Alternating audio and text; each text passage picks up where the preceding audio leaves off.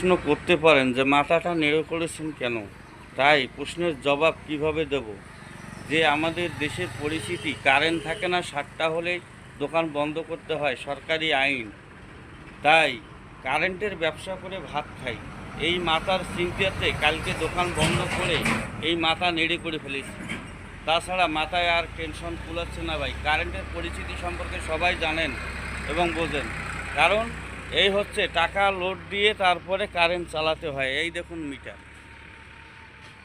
এই এই মিটারে টাকা লোড দিয়ে তারপরে কারেন্ট চালাতে হয়।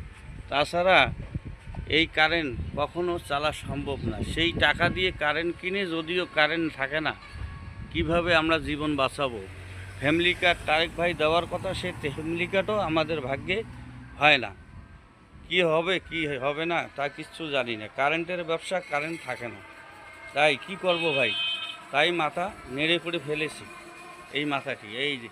তাই অনেকে অনেক প্রশ্ন করতে পারেন।